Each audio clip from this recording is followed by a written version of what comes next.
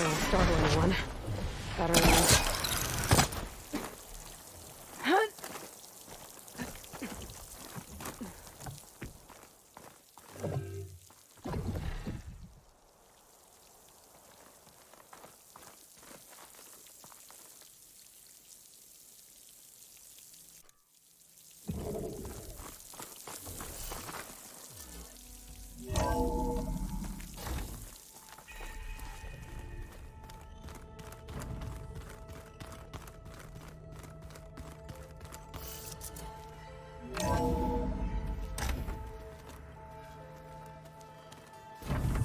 Did you see Kotallo's new arm? I never thought I'd see metal down to flesh in that way. Yeah, he seems happy with it. Probably because he could crush me like a grape with it. That is a happy thought. Good. You're here.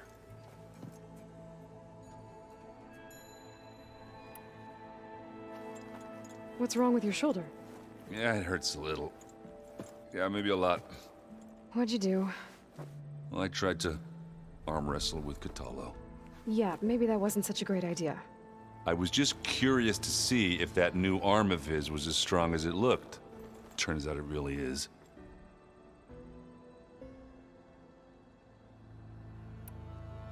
Oh, and I'll let you know if I find out anything more about the Sons of Prometheus.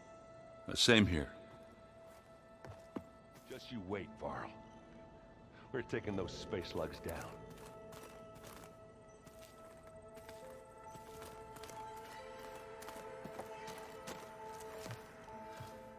You're back.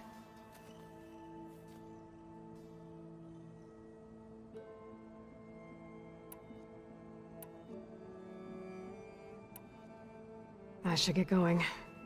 Let us know when you need us.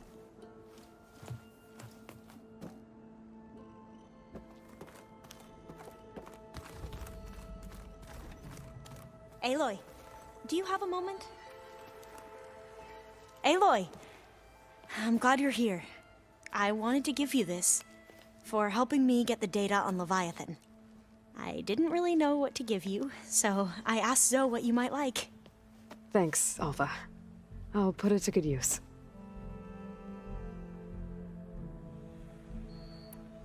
Have you looked through the data we recovered on Leviathan?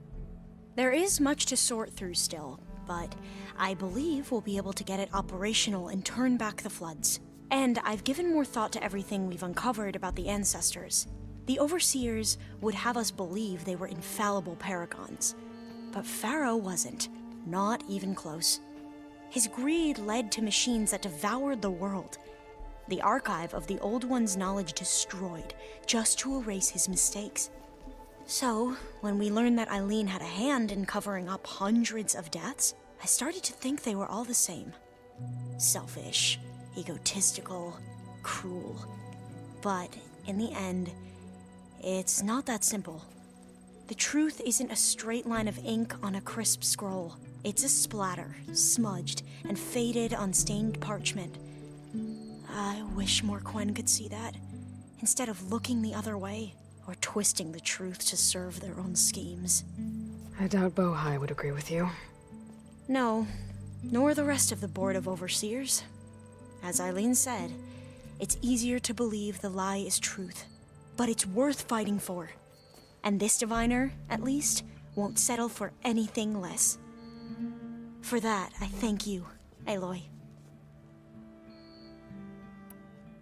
Anything new around here? Kotallo showed me the schematics for his new arm. I recall reading about robotic limbs within the Legacy, but I never thought I'd see one in action.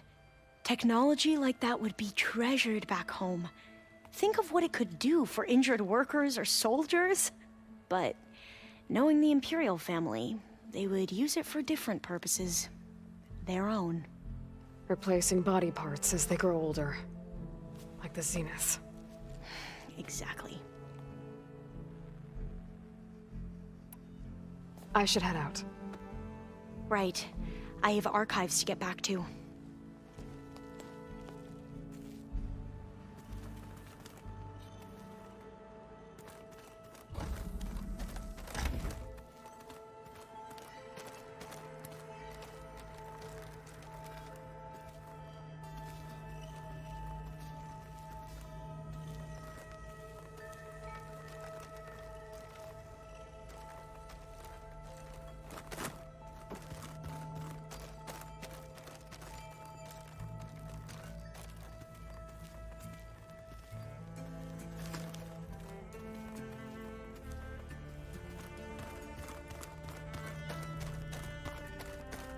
You know, we've never played Machine Strike together. Oh no. I got enough trouble with Kotallo, always kicking my ass. Who says I'm any good? My luck's going. I'll bet you're a pro.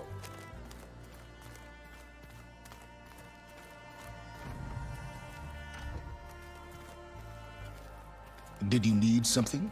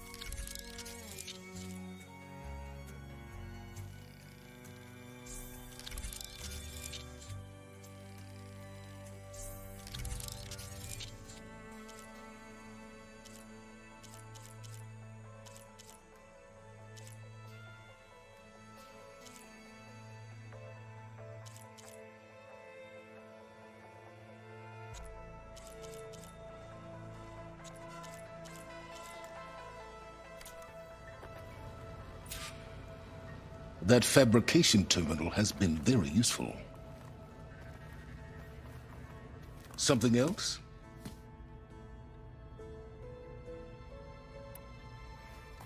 I'll be going. As you wish.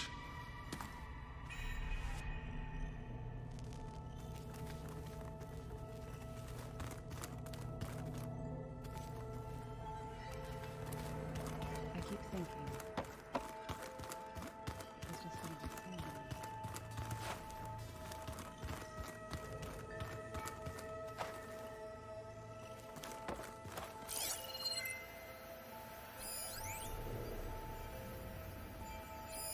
This must be from the cool route. Between the Rockbreaker and the Slitherfang, Regala really wrecked the arena. I'm glad her rebellion is finally over. Now Hikaru and his people can move forward.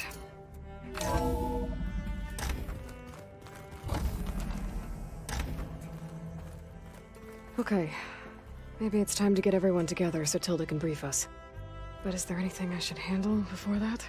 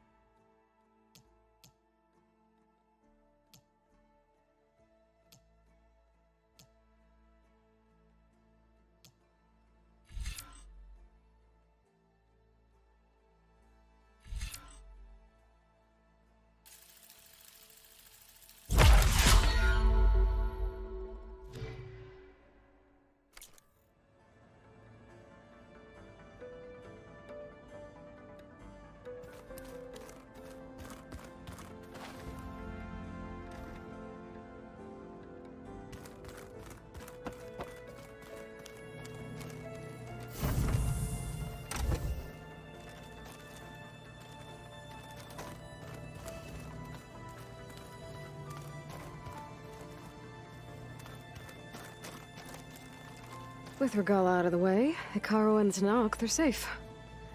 The future's up to them now. I do wish they'd drop all the honorary names they've given me. But if I've learned anything about them, that is not a battle I am going to win.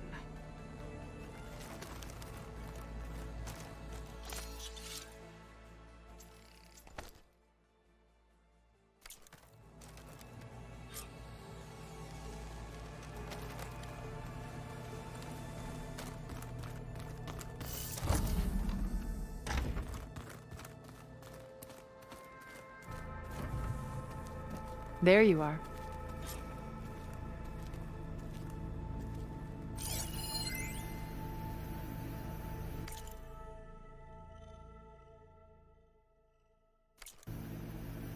I've been tackling the design of the Ag Lab. Place is gonna have a lot of seed stock to work with. My favorite? Sample 626. Calotropis gigantea. The crown flower. I thought this place could use We used to have one in our backyard. Butterflies always fluttering around. Every morning, August would run out there to check under the leaves. See if any caterpillars turned into chrysalises. Now, I'd like to imagine that the future will be filled with them.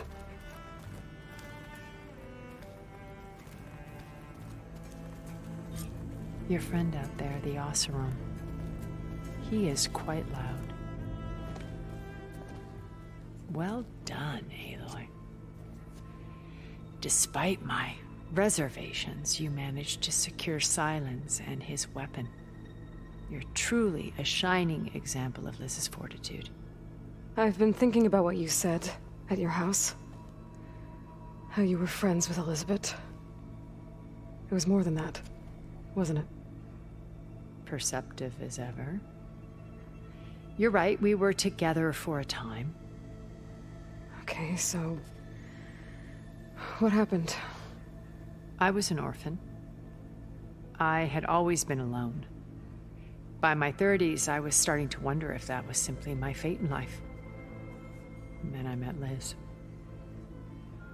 We kept running into each other at conferences. We'd have coffee. At some point, it became drinks.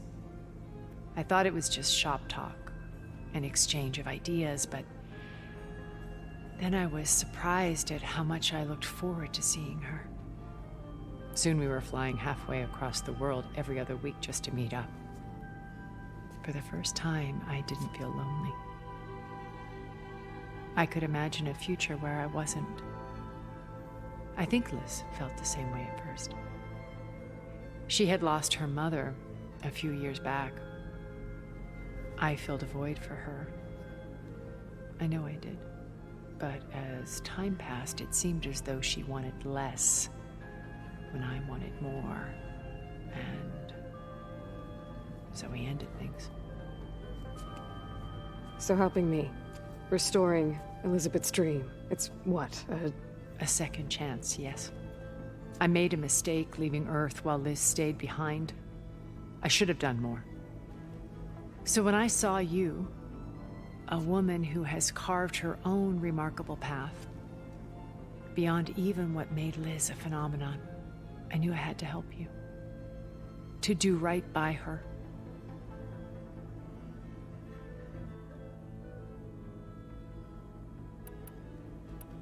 why do you think Elizabeth pulled away?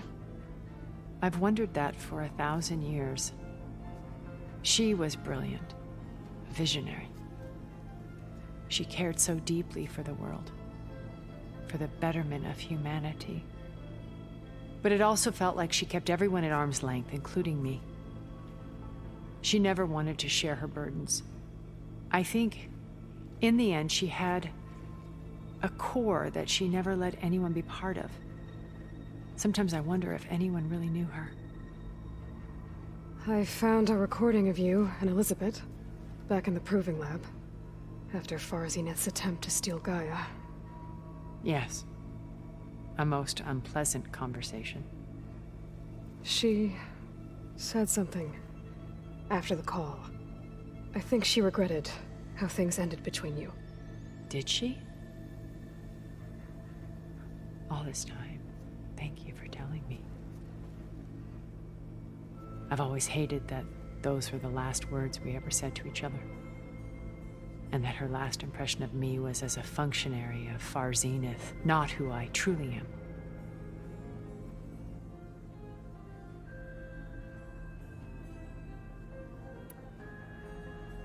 When it's time to break into the Zenith base, what can we expect?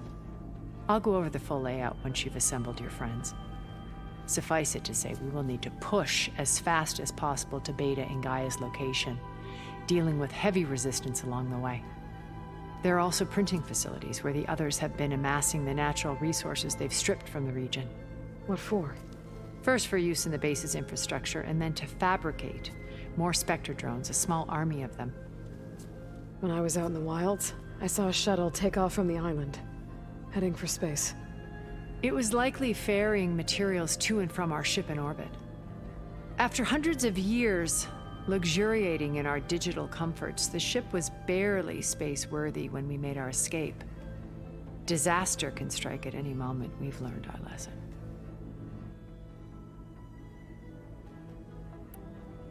Have you figured out how Sylens' weapon works? No, and he's been very careful not to allow me near it. I'll admit it bothers me, but regardless of how it functions, I am confident it will deactivate the other shields en masse. How many of them are in the base? 10, including Eric and Gerard. Only a handful of us made it to our ship when our colony collapsed.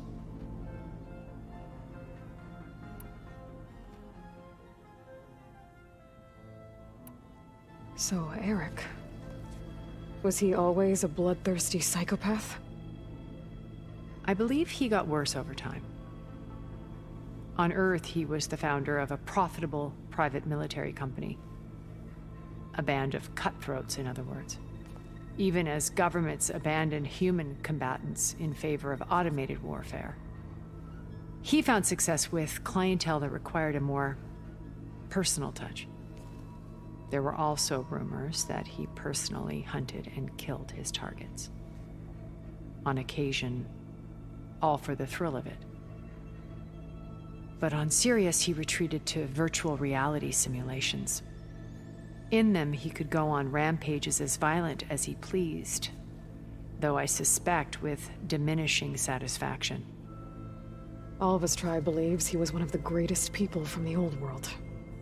Then they would be quite disappointed to meet him, though I'm sure he'd bask in the adoration.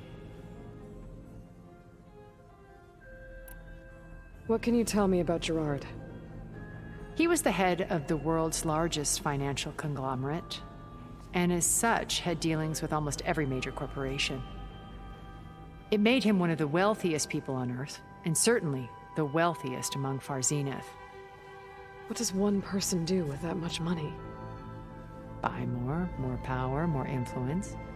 Gerard's always believed himself to be a refined patrician, able to maintain control with a polished smile.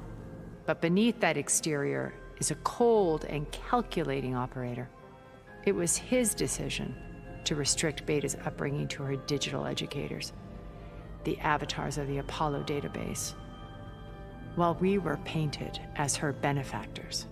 Well, we'll deal with him soon enough. And the others. I would very much like to see his face when he realizes we've beaten him. When I was in the ruins of Vegas, I found data on a man named Stanley Chen. I think he was a Zenith. Stanley, ever the optimist.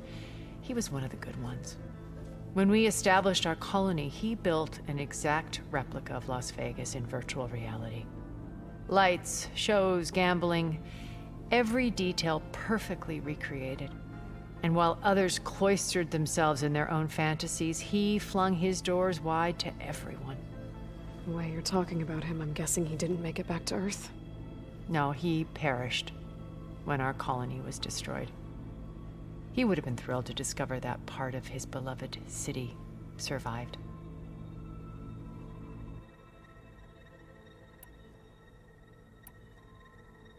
When Beta escaped and hid in an ancient research facility, I saw another one of the Zeniths, Verbena. Who was she? A dull star amidst a sea of brighter constellations. Unlike most of Far Zenith's members who amassed their wealth through shrewd business deals and technological achievements, Verbena inherited her billions. Her father had achieved great success in the luxury holotourism industry. At age 24, she became the world's most eligible bachelorette, branding herself a life designer. Someone who leverages their fame to influence the choice of others. What, like a cult? In a way, yes. Well, she must have done something right to have survived this long. She was her own brand of ruthless. That much is true. But even rats can cling to a vessel for escape.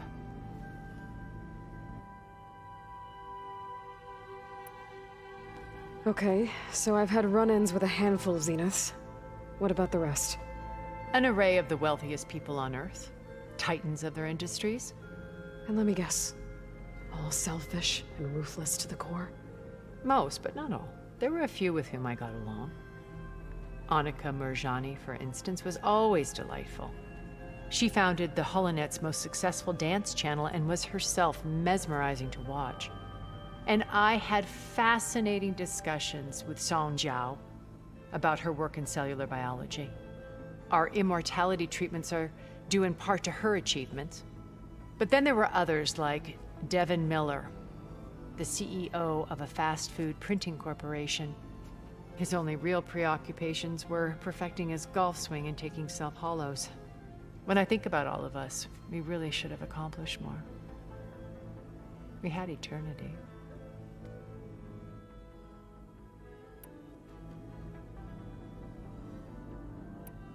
So this channel you shared with Beta, none of the other Zeniths ever found out about it? Gerard believes he's the most cunning of all of us. Even after 1,000 years, he still can't imagine that I would outwit him. The channel allowed me to interact with Beta away from their mistrustful eyes. It offered us a chance to be ourselves. Until you cut off all contact. Yes, though it pained me. I was worried that our meetings would do her more harm than good. She felt like you tossed her aside. I was afraid the others would find out and punish her. She may not have had the comforts of friendship anymore, but at least I ensured she was safe. I know it seems harsh, but you must believe that her well-being has always been paramount to me.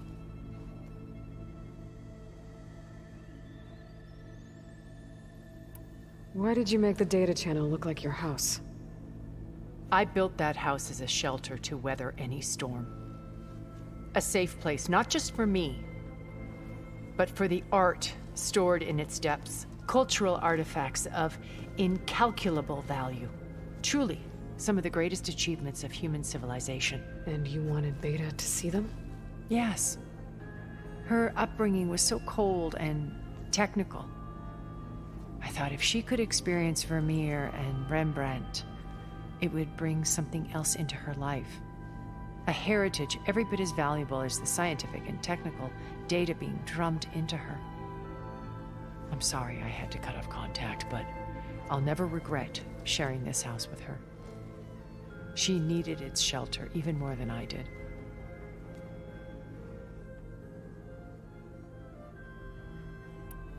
So you know a lot about me through my old focus. But what about you? What would you like to know? Well, start with your life on Earth. When I was 8, terrorists flooded my home city. Thousands drowned, my parents included. I was one of the few who survived. My guardian sent me to boarding school. Among my peers, I was the strange girl, the orphan to be avoided. All because of circumstances beyond my control. So we're a lot alike, huh? Aren't we? You were an outcast, but you didn't let that stop you from getting what you needed. Neither did I. I climbed my way out of desolation and used my wits to build a fortune. First, from the technical analysis of art and the detection of forgeries. Profitable expertise in those days. But as it turned out, the software I developed was even more useful for counterintelligence.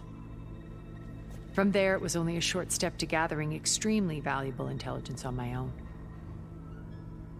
You are a spy? More like a service one could turn to for information. I had to remain anonymous, of course, to protect my privacy. But despite that anonymity, Far Zenith inevitably sought me out.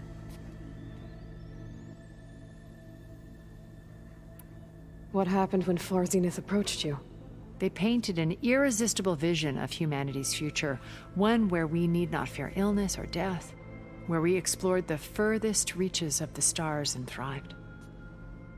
It was only later that I realized that they only intended to bequeath this future to the rich and powerful. By the time I finally figured it out, the walls were closing in, Pharaoh's machines were devouring the Earth. So I accepted Far Zenith's invitation to a berth on the Odyssey. I wanted Liz to come, but she had nobler plans, as you well know.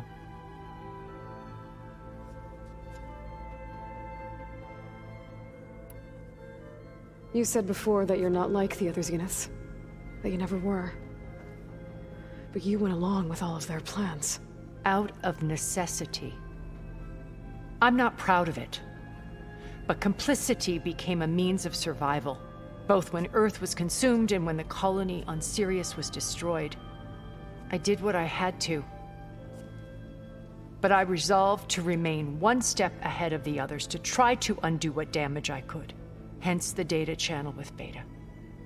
The secret passage into their base and the little trick I pulled to save you.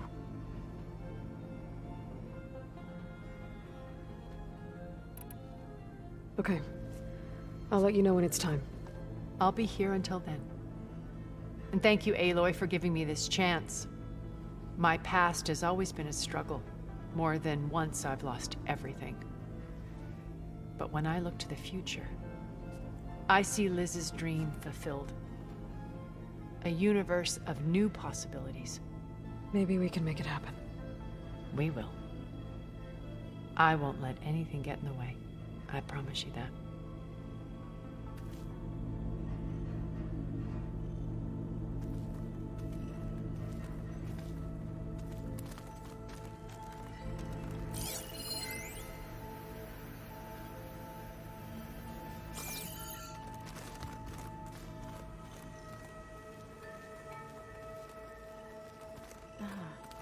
There it is.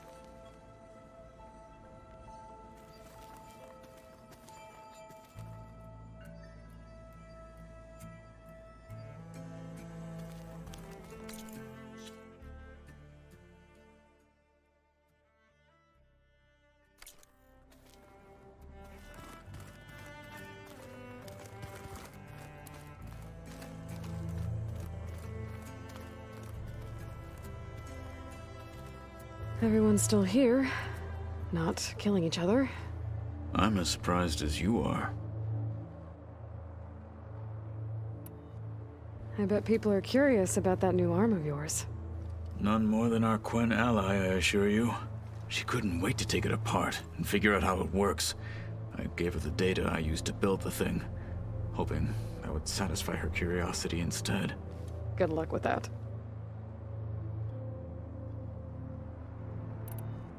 Anything new going on I should know about? The Quen has been more insistent than usual, asking about the visions at the Grove. Her pursuit of knowledge is relentless. The Ten would have a hard time fighting her off. Just think of her like one of your chaplains. Yes, only more persistent. I need to get some things ready. As do I.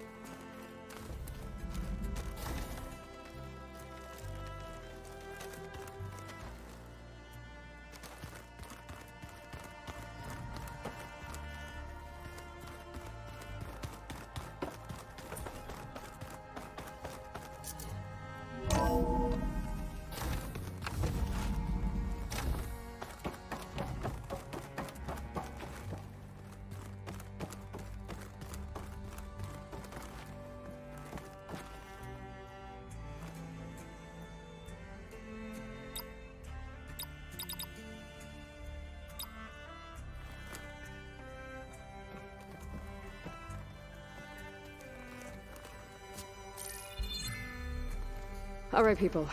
I need you up in the control room, right away.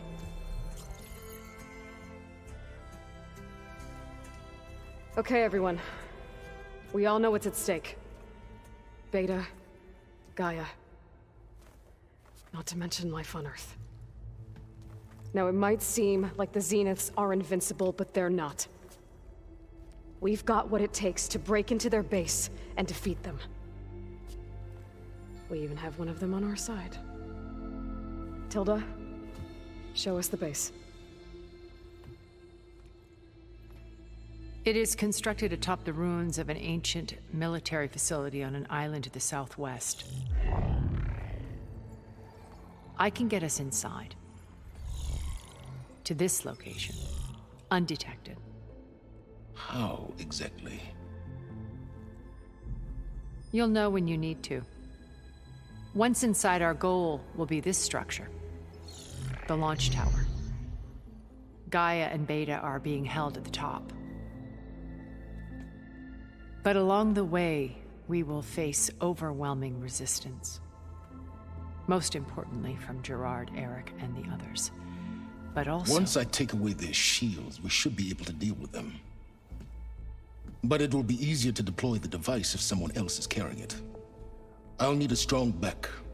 Carry stuff? Yeah, I can do that. Even if your device works, there will still be Spectre drones, scores of them. If only we had an army to fight them.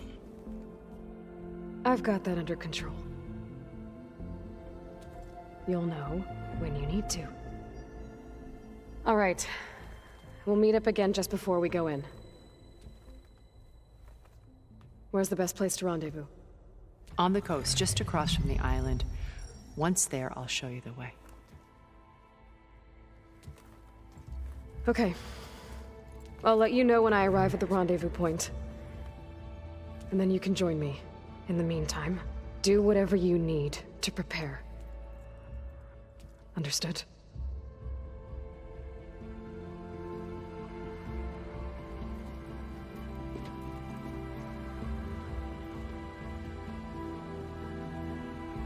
You two?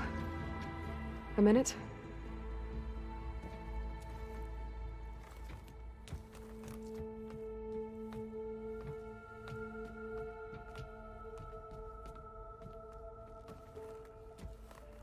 Tilda helped me get in touch with Beta, and she told me something important. There's an installation inside the base. It's called a regulator. Here. Once we're inside, I need you two to split off from everyone else and destroy it. So you'll have to bring explosives. This will help stop the drones. Everything depends on it. Are you with me? After that, I want you to find a way to infiltrate the Zenith network. How? Go over all the data that Beta left behind. She knew how to do it, I'm sure of that. All right. But why? What am I trying to do? Find information about the Zeniths. Anything Tilda's not telling us. Sylens is right about one thing. There's no way we can take her on her word. I'll do my best. Keep her safe, okay? On my life.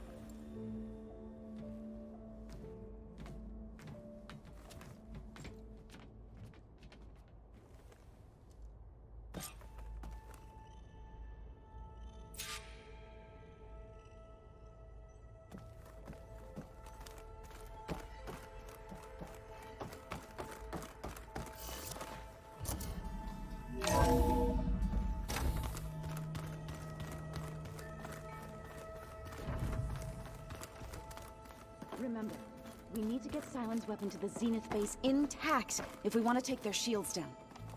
I'll be gentle with it, I promise. Aloy, aren't we meeting at the beach near the Zenith base? We are. I just wanted to check in on everyone first. We're finally doing this. Never thought I'd be off on a mission to take down a bunch of immortals from the stars. I can hear the drinking songs already. Oh, earlier you mentioned something about Tallneck rebels and the Oseram, but we never really talked about it. I'm just saying, if you want to discuss it, you let me know.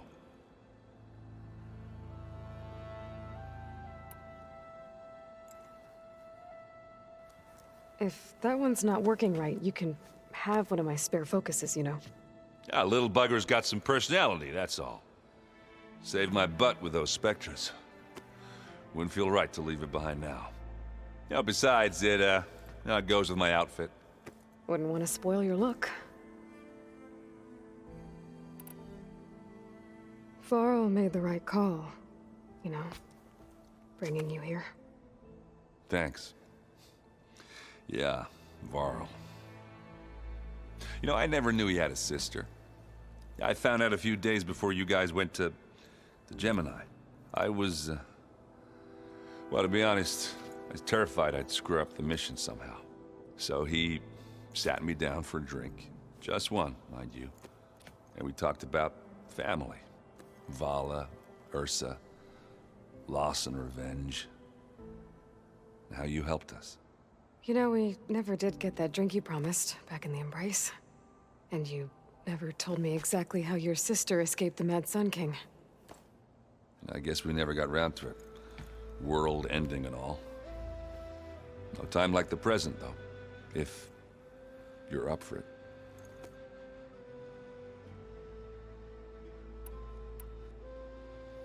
You think it's time for us to finally have that drink? Yeah. I mean, yeah, of course.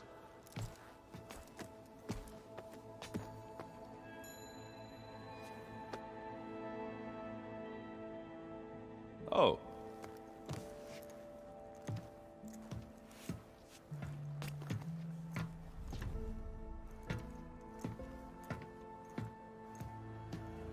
So, how did Ursa escape Mad Sun King Jiran's palace?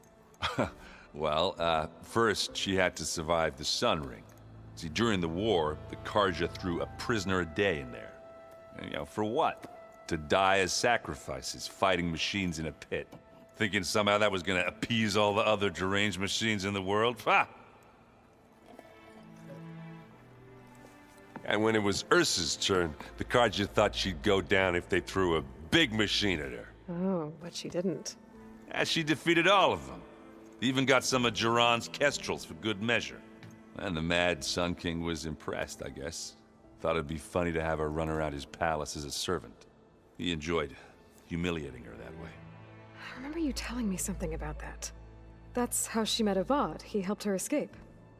Yeah, but what no Carja scroll will ever tell you is how the young prince snuck Ursa out of the palace. He knew their best chance was to get Ursa to blend in, so he got her everything she needed to disguise herself as a Carja noblewoman. Yeah, perfumes, veils, and all. I get the feeling she wasn't too happy with that. Oh man, Ursa would have rather fought her way out of that palace with her bare hands than put on all of that Carja eye paint. But Avad insisted it was the only way, so she agreed under one condition. Avad had to dress up as well. She made Avad dress up like a noblewoman? As perfumed and powdered as a babe. Ursa said he looked better like that than he ever did in a crown. That would, definitely make for an interesting sight. Oh, it worked like a charm, too. Not only did they make it out of the palace, they paid a traveling merchant to get Ursa to the border, and none were the wiser.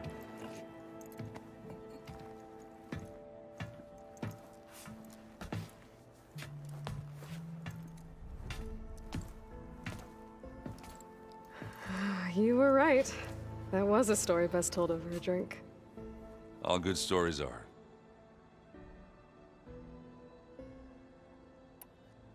I guess I should get going. I'll see you at the rendezvous point, with my hammer ready. I wouldn't have it any other way.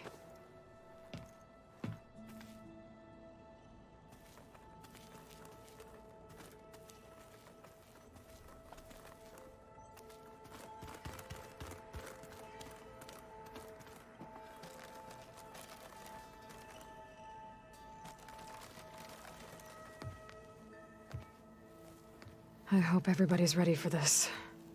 Fighting the Zeniths isn't going to be easy. Aloy, nothing you do ever is. At least, now you don't have to do it alone. Thanks.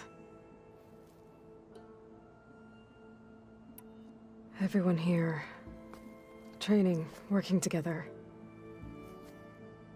If it weren't for Varl, none of it would have happened. You know, there was this one night, right before Varl left with you to go to Gemini. He realized I was having trouble sleeping. I was nervous about the mission. To be honest, I think we both were. So, he asked me to join him in Gaia's dome. He brought up this hologram of Earth that you two found back in the Zenith launch facility. We sat there, just looking at it. I thought about how Plainsong was just a speck on that great sphere. How every corner of it must be teeming with life. And any fears I had about our mission were gone. I miss him terribly. I know.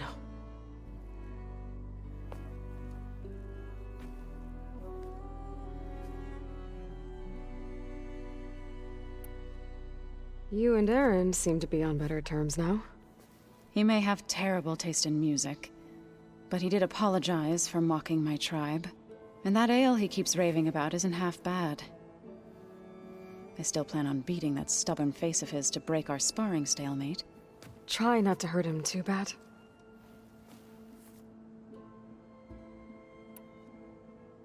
I should go. I'll let you know when I'm ready to head to the base. Before you do, there is one favor I would ask of you. What is it? You placed this focus in my care, and gave me the highest calling an Utaru has ever known.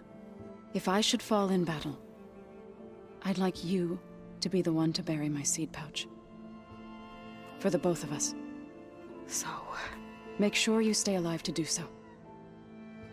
let's just try to all come back home. Okay?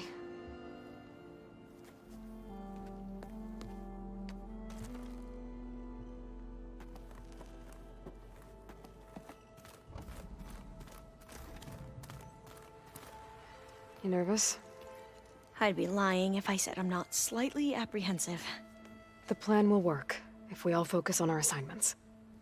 Right.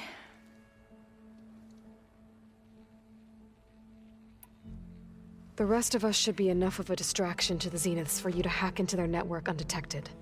But you'll have to be quick, in case they do. What exactly do you expect me to find, Aloy? I don't know. The truth, if we're lucky. Once all this is over, will you go back across the ocean? I don't know. The more I think about it, the more worried I become. If I go back, I don't even know if they'd let me keep this focus you gave me, or what they'd do to me for reading what is clearly forbidden data. Even if I somehow were allowed to carry on my duties as a diviner, would I be willing to let the truths I've learned about the ancestors be buried away by the Board of Overseers? Would I dare challenge them and risk my family's safety? Or losing Federa? Who's this Federa you mentioned? She is another diviner. One of our best. We used to be rivals at the academy. I hated her guts. But apparently there's a fine line between hate and love. We became very close, and then I was assigned to the expedition. She promised she'd wait for me, no matter how long it took. Well, that was smart of her. She won't do any better. Yeah, I don't know about that. I do. I want you to know I'm glad you're with us, Alva. Whatever happens, I'm grateful that the legacy brought us together. I never thought I'd get to actually meet an ancestor. Come on, do I look that old?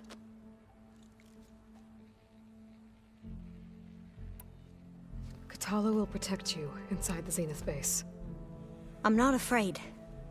I know Kotallo will fulfill his duty, as will I. If we die doing so, at least it'll be alongside a friend. I'd rather you both stay alive, if you don't mind. We'll try and keep that in mind.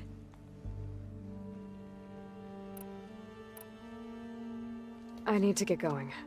I'll be at the rendezvous point. May truth lead us to victory.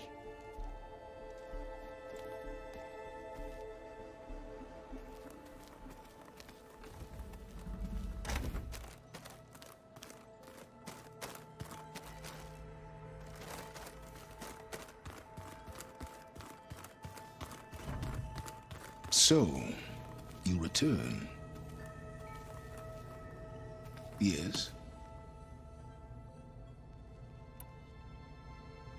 I'm done talking to you. Very well.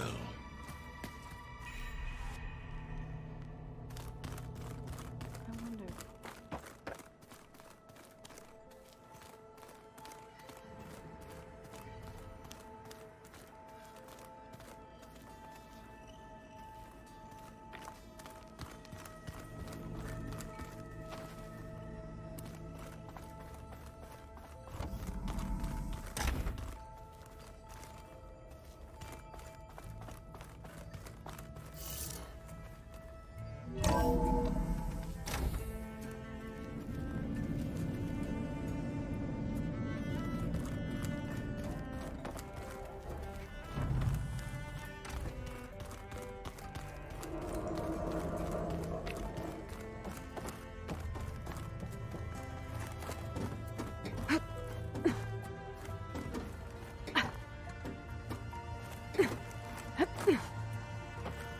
Oh, finally.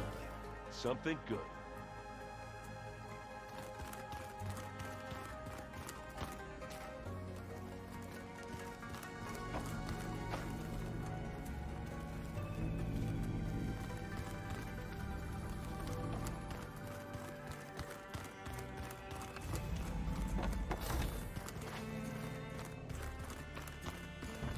Welcome back, Aloy.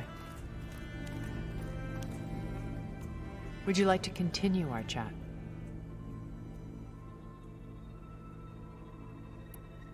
I should be going. I'll be making final preparations.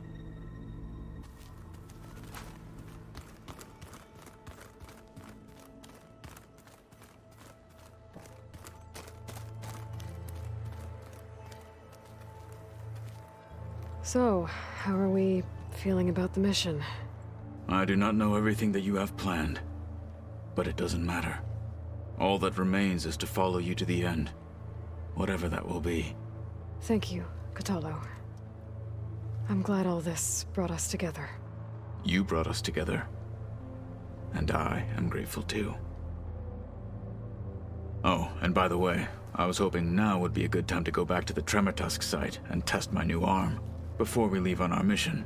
Right. I'll let you know when I can make my way there. Thank you.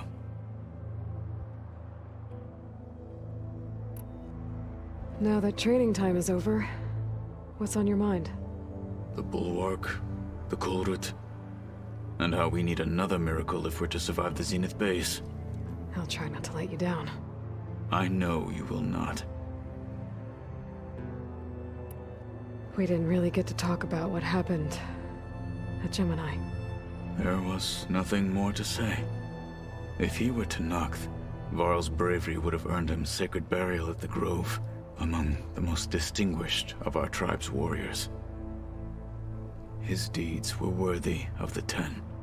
When the fight is done, I will have the Inkers etch his memory on my skin, so that it may live on. I'm sure he'd be honored.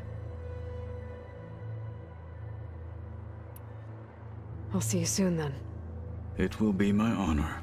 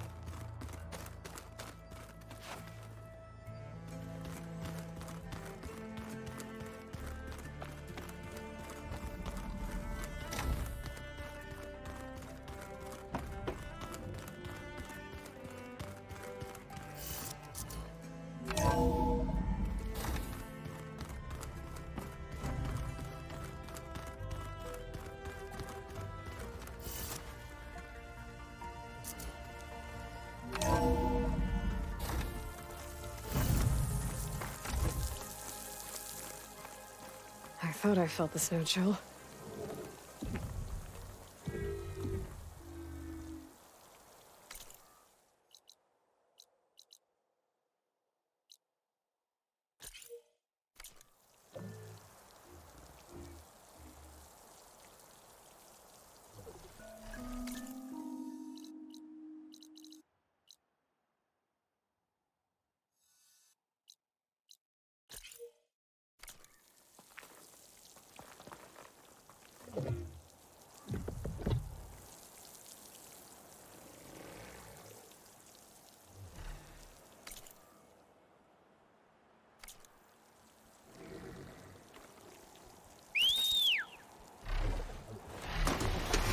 Dismount, stretch my legs.